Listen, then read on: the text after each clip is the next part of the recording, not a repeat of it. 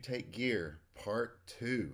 All right, so we already did part one, went through the pros and cons, gave you guys something to think about, something to weigh on your mind, see if it's actually worth it to you. Hopefully, it swayed you against it, but I'm sure that's not the case for everyone.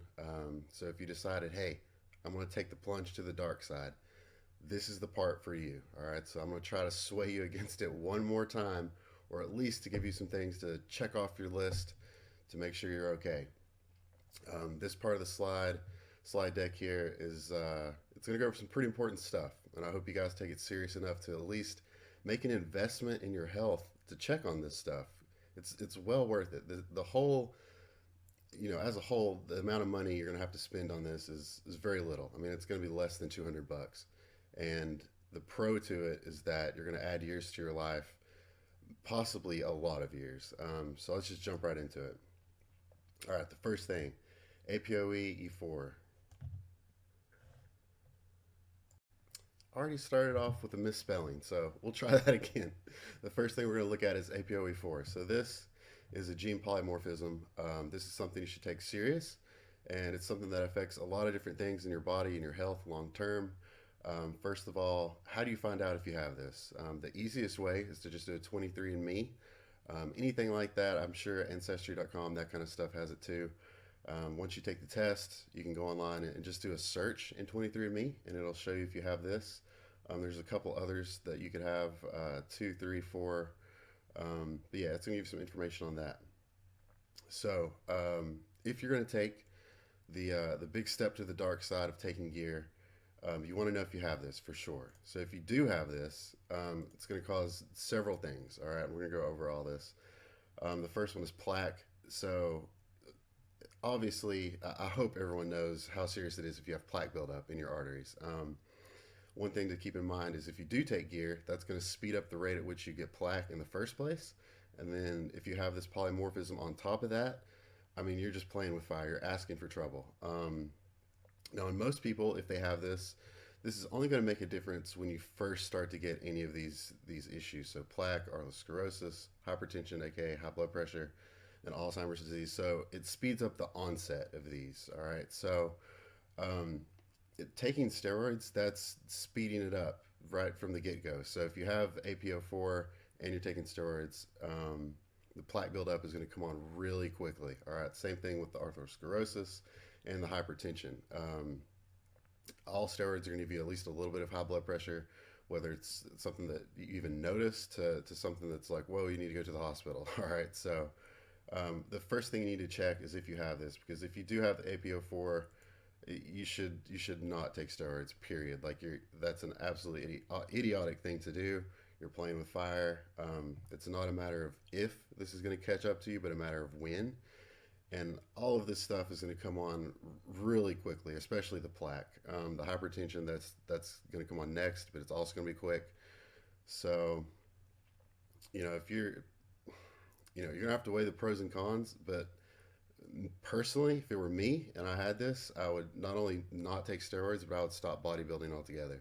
Just the lifestyle that you're going to have to do to have any kind of success at it, even at a regional level, you're putting all of this stuff at risk. So do you want to be a shitty bodybuilder or a decent bodybuilder and have to deal with all this stuff? So, yeah, that's on you. And I put a few things on here. One thing out of all these that sticks out is probably the Alzheimer's disease. A quick Google search will bring up a ton of different articles you can read on this. Some people actually disagree that it has any effect on it. I'm not one of those people. So it's going to increase the risk of Alzheimer's and is associated with getting the disease at an earlier age. Just like I said, the onset of these things will come on a lot quicker if you have this gene and you take steroids. So the last thing to keep in mind is approximately 15 to 25% of the population carries this allele. So you have like a 1 in 4 chance of having it. Out of all the clients I have that have actually gotten a 23andMe and checked this, it seems a little bit lower than that, but again, that's not a definite number. But 25%, I think that's more than enough that you should take it serious enough to get this checked on. And this time of the year, the holidays, 23andMe, they're running tons of sales, and it doesn't take hardly any effort to do that. So I would check it, and if you do have this, please just stop. Like, it's not worth it. Like you're going to kill yourself. Absolutely. You're going to get plaque, you're going to get hypertension, and you'll probably get Alzheimer's disease. And not to mention that there's so many steroids that are just neurotoxic. So the fact that you're getting plaque buildup with, in your veins, and then you're also having plaque buildup in your brain that causes Alzheimer's disease, and then on top of that you're taking steroids that just increase the rate at which this happens. And then on top of that, some steroids like EQ, which is idiotic to take in my opinion most of the time, that's also super neurotoxic. So it's like not only are you risking your health and heart disease, but like Alzheimer's disease, dementia. Come on, man! Like it's not worth it. So just stop right there. All right. So say you take this and you don't have this polymorphism. What's the next thing you should do? The next thing you should do is blood work. No, you've heard me talk about blood work 1,000 times if you know me. So a lipid panel. Check your LDL cholesterol. If it's out of whack before you take steroids, it's going to be way out of whack when you do take steroids to a very dangerous level. Almost guarantee it. Same thing with this stuff. If you have something wrong with your health, when you take steroids, it's just going to attenuate that and make it come on quicker and worse. The next thing is kidney function, EGFR, estimated glomerular filtration rate. This is really something you want to pay attention to if you're taking oral steroids, from my experience anyway. Um, Injectables, it's still going to affect it, but that's really when you start pushing the envelope that you're going to see some of this take more of a greater effect. But nevertheless, you need to check that as well. Liver enzymes, specifically ALT. Do just a quick Google search that goes over the difference between ALT and AST, and the ratios you need to look for. ALT is the one that I would keep an eye on most. If that's out of whack before you take steroids, again, when you start them, it's gonna screw it up even more, especially orals. So those are the three things most people are gonna. There's obviously a lot of other stuff, CRP, a couple different cardiac type of blood work tests you can get done, inflammation, stuff like that. But those are the three you need to keep in mind the most. Make sure they're good to go before you start anything, because they definitely will at least skew a little bit depending on the person when you start. So, and then the last thing is testosterone, total test, free test. Check those out, especially if you're someone just considering TRT, which isn't necessarily what I'm talking about in this video. I'm talking about someone that's going to take, sort of a rookie bodybuilder type dose of gear. It's good to know what your testosterone is just from the get-go before you start. That way, when you do take gear, one, you'll know if it's real because you can get your blood work, at least testosterone anyway. So if you're taking testosterone, it should be a lot higher, like well over 1,000, up into the 1,500 range. Free test should also go up. So these are things you should know what they are beforehand, so that when you do take gear, you know how much it's actually affecting you, and that's going to help you and your coach figure out what kind of steps you need to take to get some of this stuff fixed. And then also, once you come off of gear or bring down your dose, obviously you're wanting this stuff to get back in range. And if it doesn't get back in range, that means you've caused, I wouldn't say permanent damage, but damage that's going to be harder to fix. Because some guys, when they come off of steroids, their lipids, they they fix themselves way quicker than you would expect. I know if you take something like a statin for lipids, it's going to take 6 months to a year before you see any kind of like real benefits for most people. But like steroids off and on, it's a pretty quick thing. Same thing with kidney and liver. Your liver is going to recover way quicker, and if it doesn't, you have another problem at hand. So all this stuff, keep in mind. And to recap, the big thing: if you have the APOE4 gene polymorphism, I'm literally begging you not to take steroids. Don't even consider it. Please just do not do it. There's plenty of other things you can do with your life and have fun and be healthy and not have to worry about dying before you're the age of 50 and speeding up your death by 20 years. Because if you have this and you take steroids, I guarantee you're taking at least minimum 10 years off your life. And if you push the envelope, you're probably looking at more 15 or 20 years. And you can call me crazy for saying that, but there's no way to really prove it, because I'm sure when some of these bodybuilders do pass away, no one's going to put on the internet whether or not they had the APO4 polymorphism. So keep it in mind, it's not worth it.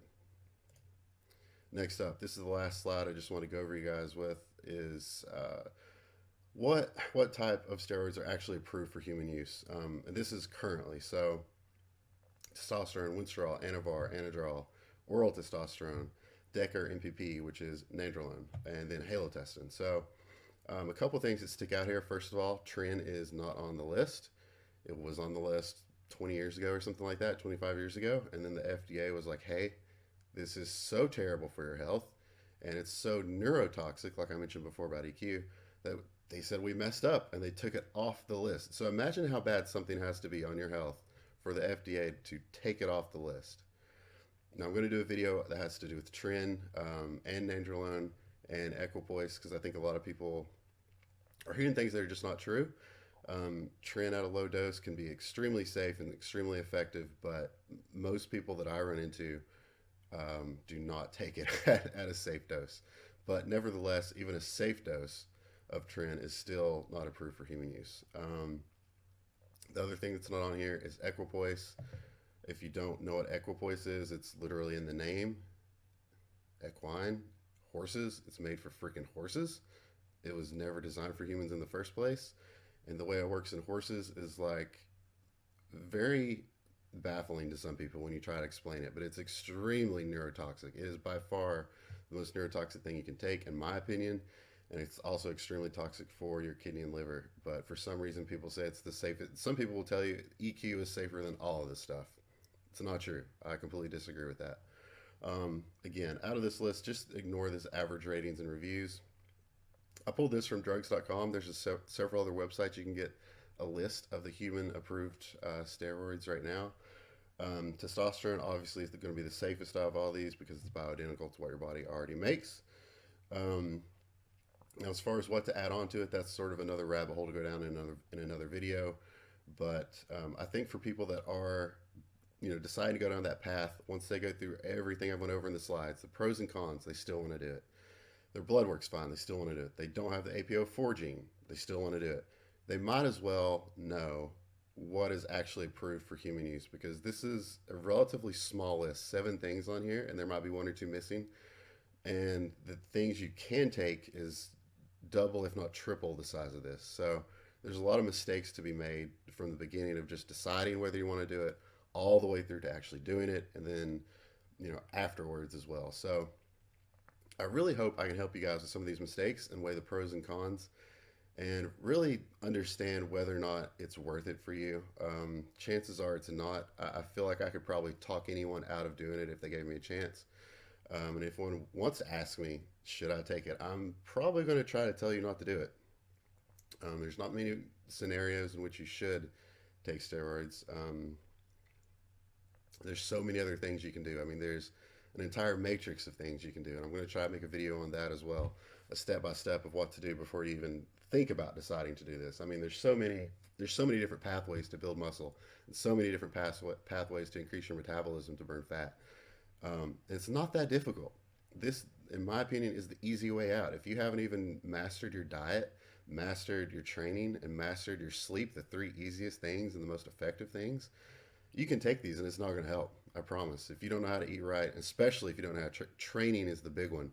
I mean, you see guys in the gym that have no idea how to train, and they take this stuff. Their traps get a little swole, their shoulders get a little bigger, but they still look like dog shit, in my opinion, and it's not worth it. So, I hope this helped you guys. And if you have any questions, please leave them in the comments. And if you like this, let me know if you like videos like this. I hope it helps you guys, and I hope I can be a little bit more informative. And we'll get better at talking to the camera and talking to you guys. So leave me a comment. Please subscribe to the channel. That helps out a ton. And like the video. And if there's anything you guys want me to go over or any constructive criticism on the video, please leave it. Thanks for joining. Bye.